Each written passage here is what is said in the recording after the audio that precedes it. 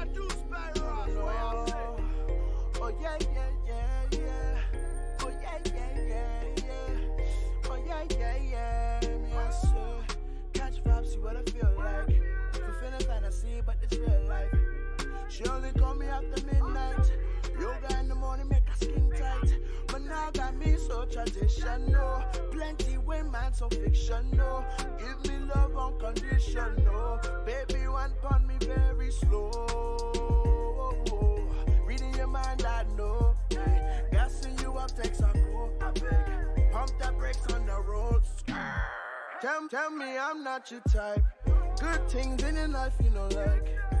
Tell me I'm not. Hey, what is going on, my brothers and my sisters? Welcome back to the Music Producers Treasure Box.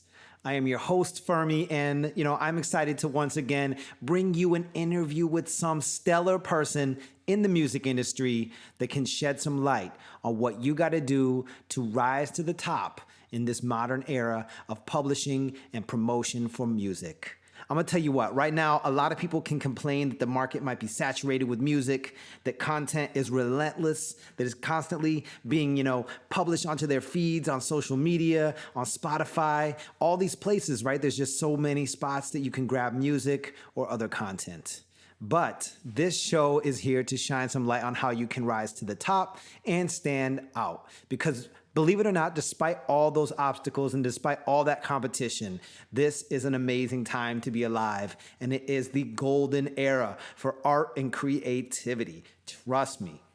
Now today, I am bringing to you a guest. His name is Raz. And this guy is something else. He's doing a lot of things. It's his personality. He's running a record label. He's a producer. He's even doing graphic artwork. And on top of that, now he is an artist himself, doing vocals, rapping, and singing on some of his own tracks. The way that he talks about music, he represents what we've been talking about as a theme on this show, that as an artist, you need to be the total package and really consider your brand. One thing that really resonated with me in his interview was, as an artist, you got to think, would a business or a person want to invest in you? When they look at you, do they see the potential, and will they put their money where their mouth is and invest? That really resonates, and it also ties in with what I'm working on, my Music Marketing Academy, where we are going to be showing you how you can put together promotional packages in order to pitch yourself to investors, to record labels, to places that can cover you in the media, whether that's blogs, magazines, or other social media feeds, and so much more. Because this day and age, unfortunately, you can't just sit back and be an artist. You've got to get your business mind in order. And if you don't have that, you at least got to build the right team around you. My Music Marketing Academy at fermimusic.com/marketer is where you can sign up to reserve your spot and take your game to the next level in 2020 with some personalized coaching, a digital course that is designed to get you to the next level, and a private community where we will be discussing how to do this and helping each other along the way. With that being said, I want to get down to it. This is an awesome interview with my man Raz coming from Miami. Let's go. Yeah, I appreciate the opportunity, man. For sure. And yeah, that's perfect because really producing is my main thing. I've been making beats for about like 5 years. I'm just now, getting into the whole artist world and becoming an artist. But really, my passion is making beats. Cool. That's good, man. That's good. So I want to really touch on the interview and, explore the whole transition then from producer to artist, since that's something you're working on. And I also saw you integrate graphics and a record label into that. So that's really interesting. Yeah, so started making beats 5 years ago. There was this website. I can't remember what it was. I think it's soundstation.com. And it was like, you put together loops. And that's how I found my passion for making beats. And then I remember looking at tutorials and everyone was using FL Studios. Yeah. So then I really wanted to get it, and I used to live in Massachusetts, and one day it was snowing, so the school was canceled. I was like, all right, let me go try to shovel some snow. Long story short, I got like around $100 on eBay, and I bought the FL, and then ever since then I've just been watching tutorials and building my craft on it. I love it. I love the hustle, man. So you were just a young man out there shoveling snow, saving the dough and then you got your first FL Studio license, and you started making those beats. Yeah, 'cause I really didn't know what I was doing. It was the tutorials. Mm-hmm. It took me around like 1 to 2 years until I like found my own sound. Mm. Something I that it wasn't until I knew I had something. Yeah. And then I lived in a suburban town before I moved back to Miami. Yeah. So I was really in the house all day. So when there was nothing to do, I would just try to make a beat, keep at it, and eventually, when I came back to Miami to visit, I linked up with my best friend, and he was like, "Let's just make a record label." So that's when we came up with the name Plugged In Records. And really, we were just I was showing him how to make beats, and he found a passion for it. And then I moved back up, and I started making the beats more. And then I found an artist that we started making music together. I actually started engineering him because he didn't really like my beats, but I was Mm. just so fascinated with the fact of having an artist. So he would send me the song beat, and I would try to mix it, and then we drop it on my SoundCloud and my plugin. When I came down here, we signed. We started working with four artists that were kind of a group. We were locked in for about like 2 weeks, and when I came down here, my cousin, I live in Miami, but my flight landed in West Palm Beach, so I went to my cousin's house, and Yeah. he's an engineer, like big time engineer. He gave me my first interface and my mic, and Mm. then ever since then, that's when I started, recording myself, recording other people on FL Studio, and just getting the sound together. And then we made this little, I think it was about 12 tracks, the mixtape, and then we Mm-hmm. just put it on SoundCloud. They did a couple numbers, but that didn't really work out with the artists didn't really want to work, so Yeah. I just focused on making beats, and then I got an internship at a studio. I always knew how to use Photoshop, Yeah. making beats, posting on YouTube. Every producer, you got to know how to use Photoshop to make your thumbnails. You know what I'm saying? Yeah. Just little So things here and there. and then it wasn't until I went to an intern studio and he was like, I need someone to make covers. And I Mm. played with it and he was like, that's actually pretty dope. We should try to, start that as a business. And that's when I started my plugged in GFX page. Nice. And then I just got better and better and better with it. And I've really been doing that for January makes a year anniversary that I've had the graphics company up and running. Nice, nice. Yeah, it's really dope how you've diversified yourself and pushed yourself to learn different things and created some different streams of income, different businesses, man. Definitely on your main Instagram, pluggedin.ras.raz, in your bio, it's like, man, how many pages does this guy have, man? Plugged in beats, plugged in GFX, plugged in enterprise. I was like, Yeah, man, man. this guy's got a whole toolbox there. Yeah, I mean that's like a gift and a curse with me. Like ever since I was little, I always wanted to do everything. So it's like with the Mm. music industry, I'm trying to be everything. I want to be a label executive, the graphic designer. Like my goal, my vision, and I just want it to be a one-stop shop. You come to me, and everything gets executed and done. Got it. And then how I started to become an artist was really I was trying to find people to hop on my beats, and the sales on BeatStars was really kicking in. Yeah. The internship really lasted a few days until like me and the owner we kind of grew like a real good relationship where let's just work as business partners. So one day, he's also a rapper too. He goes by the name of Chandra. So one day we recorded. I made a beat and we recorded. He had a verse, and then there was this guy in the studio. He was like, "You should throw like a hook on it, Jamaican." I was like, really? Like, I don't even really do the whole rapid thing. He's like, no, just try it out. So, I made a little 8 bar hook. It was catchy. And then we got in the studio, he put me in the booth. And, it was Mm-hmm. just something about that song. It wasn't my first time recording, but it was just something about the delivery of the hook and like the energy of the song. And then the record is called Linked Up. It's out all streaming platforms off my latest album, Tropics.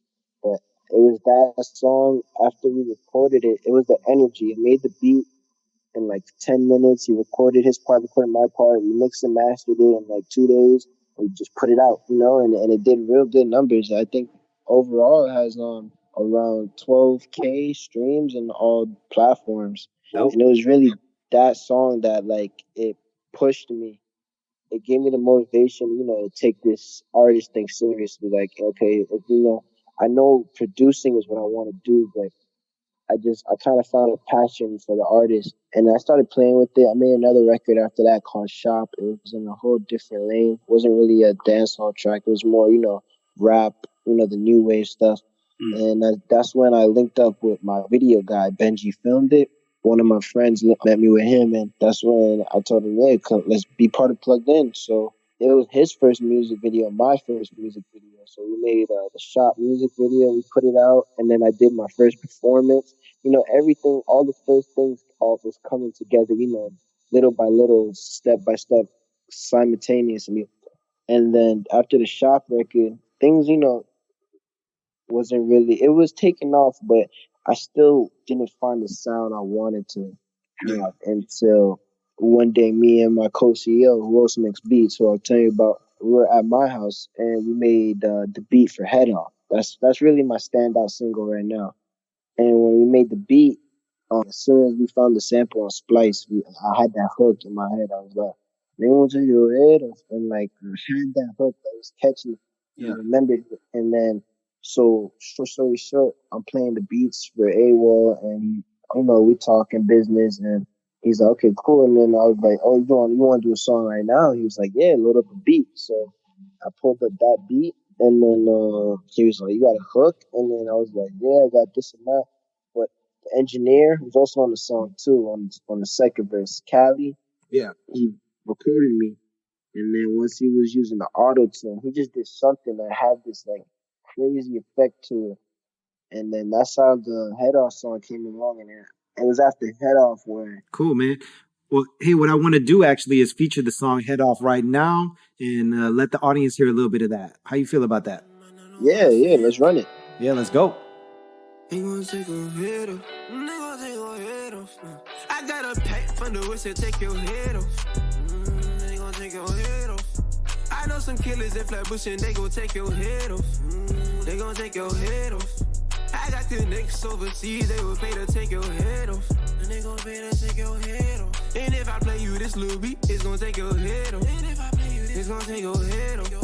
I got my colors in the car like a sky now, Plus, so I can pay the tab now. All right. Well, that was Head Off of the Tropics album. I love that one, man. I love that one. So that's a standout single for you.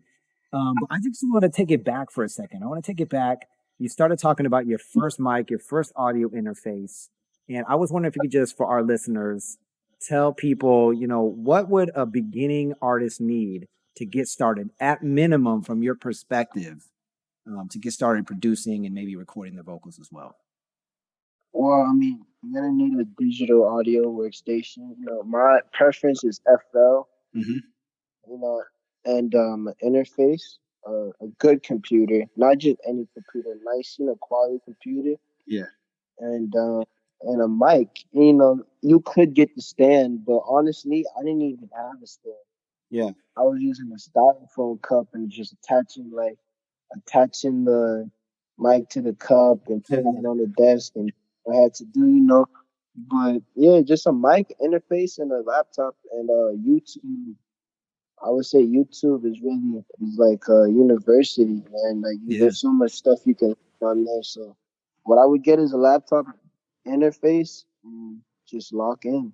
Love that. Love that.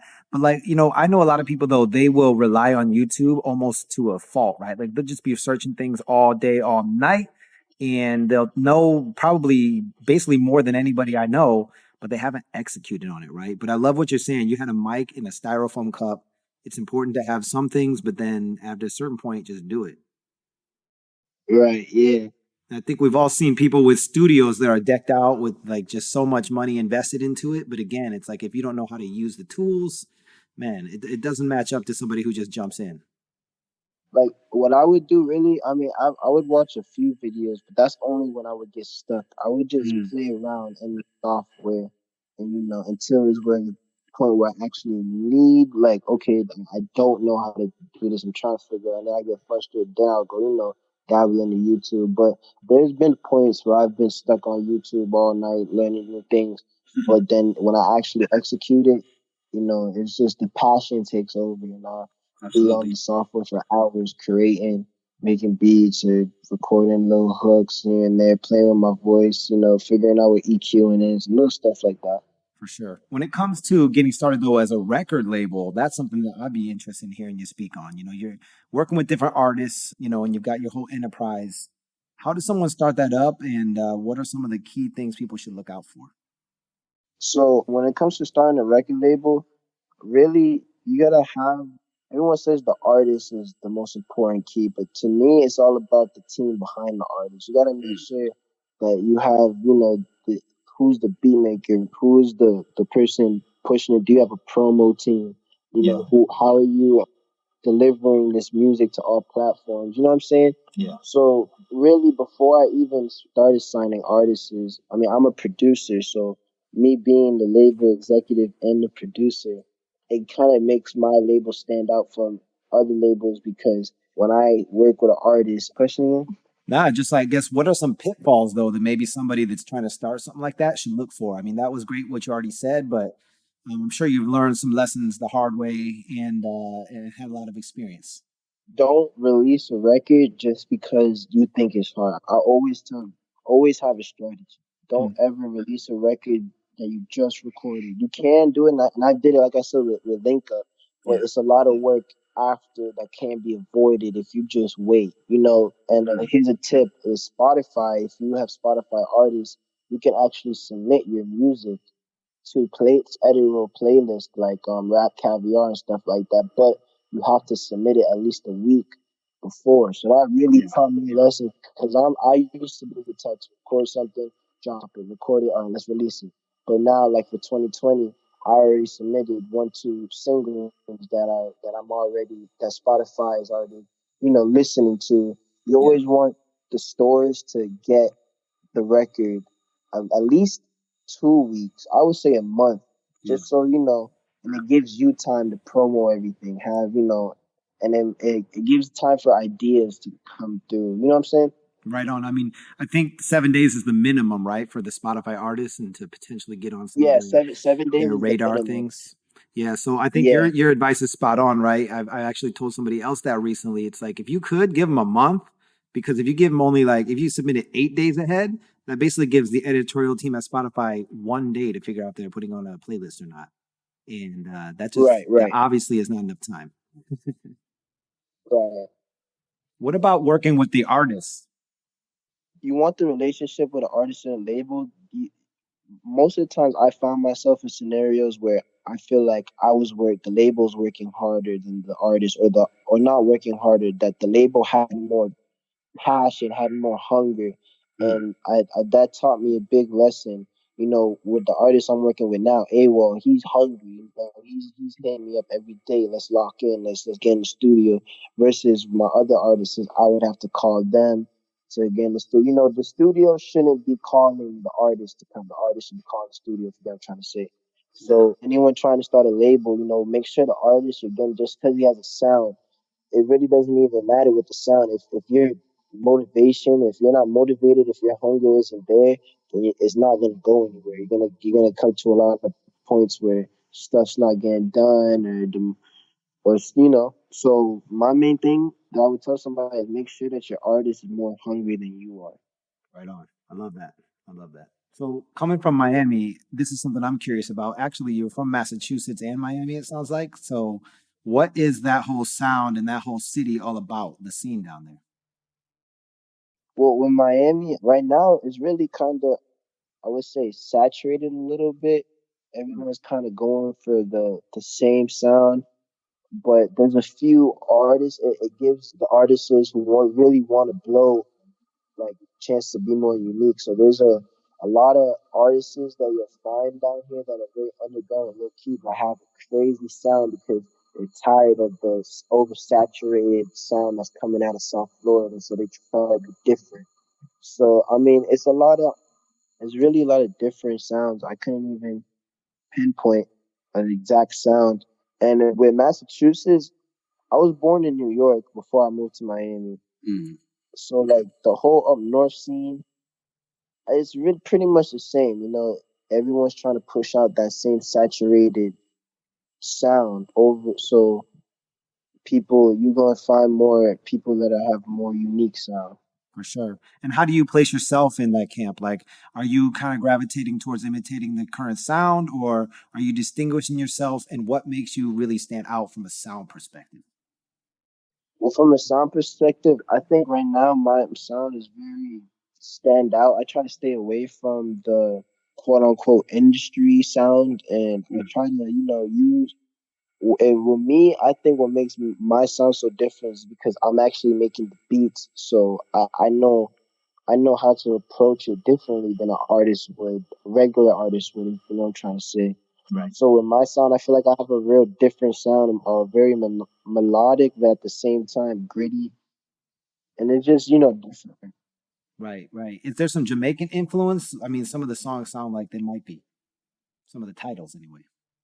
Yeah, I mean, I am full Jamaican, so it is a lot of influence when it comes to the rapping, but they have a lot of unreleased stuff that I really went into the more dance hall Mm, stuff. That's something that I'm trying to get into now. But really, the main influences is tropics. The reason why it's called tropics is because when everyone comes to Miami, they're thinking, oh, Miami Beach, palm trees, yeah. and everything. And I wanted to give them a different look in Miami. There's a lot of features on the project, and it's really a producer project. I'm not rapping on all the songs, but I produced everything, and I got the artists together to come on these records. And there's a whole bunch of different artists from South Miami, really, because I'm from we call it South Dade. So really, the influences on Tropics is not really Jamaican. I would say is more Miami influence. Love that though. Cool. And I love that it's a producer project. That's something awesome. You don't see a lot of that. You don't see a lot of that. Right, and that's a tip I would give producers instead of trying to chase placements and trying to chase B-star sales. Try to find an artist and lock in and release the songs out through your name Mm, and that's a hot tip. because it creates leverage.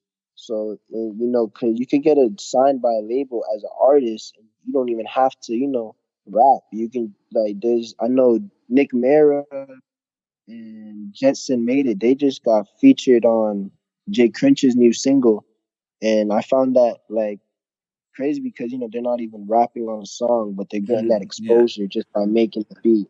You know what love I'm that. saying? So I love that, man. That's a great tip yeah, right there. that, I think I, everybody listening should definitely follow up on that one and start getting those releases out under their own name and creating that leverage, like you put it so bluntly. yeah. Because I mean that's really the most important thing in today's industry is leverage because it's so oversaturated. Everybody's trying to get in this industry. So now the label, what they're looking for is leverage. Like what I would tell somebody is when I look for artists, I'm not trying to create a fire. I'm just trying to add fuel to the fire that you already have. And that's what all labels really are trying to do. So before you try to get signed or before you try to make moves, create your own fire. Have that spark so when companies look at you, they're more into okay, how can I invest to make this better to how can I make this pop? Love that. Yo, what's the other track on Tropics that you wanted to feature here for my audience? Is that Face It? Yeah, face it. Let's roll into that one real quick. I want to check it out. If you my dog, then you my dog, gon' gotta say shit. Money changing people, guess it's time to face it. And if the check ain't coming, I'ma chase it. Phone calls on the burner, they can't trace it. Cars filled with liquor, shawty, let's get wasted. She been addicted to me ever since she tasted. Can't fall in love with you, you too basic. Oh, shawty acting up, had to replace it. She never hit my Woo! All right. Yeah, I love that one. That one I made I was in the studio the one I was into with Sean and he actually fell asleep. It was like 4 o'clock in the morning Mm, and I just plugged in my interface. I just started recording and that song really defined my sound. mm. After I made that song, that's when I realized that I had a unique sound that I had my own sound. Absolutely. So this track just kind of came out, huh? It was one of those 4 a.m. You probably had already made a bunch of tracks, and this one just started flowing through the veins. Yeah, yeah. I made the beat right there in like 10 minutes and then I just plugged in the interface and got to it. Dang. I was running in and out the booth, recording myself. And then after, he engineered it and then, mastered it. But yeah, that was one of those tracks, those late night vibe tracks. I love that. I love when things just work, when all of a sudden things just start clicking and the track comes together, everything just works and flows. That's awesome. But what tips would you have maybe for the reverse side of that? Have you had some tracks that were just like tough to bring together, but it was all worth it in the end? Honestly, no. With me, if I find myself stuck on a track, I just move on Mm, because I'm really fast paced. With beats, I try to limit it to 5 to 10 minutes, 15 minutes, and that's why I have a lot of beats. But when it comes to producing, sometimes I do take like an hour or two on like a on a track that requires that. yeah. But when it comes to actually making a song, no. If I don't have the vibe for it, and if I'm not finding inspiration, I'll just move on to the next one.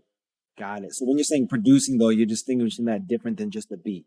You're saying beat making versus crafting the mix, getting the vocals mixed in and all that stuff. Yeah. Got it. Got it. Cool, man. Well, hey, what can people look out for coming forward from you, your label, all the above? What's coming up? Well, right now on December 14th, we're releasing. I can't really tell you what it is. We're just releasing something. It's called VIP only. Okay. We're having a big release party. We're having a release party the 13th, the night before. We're shooting a video for the song, and right now we just inked the deal with the artist that's on Head Off AWOL.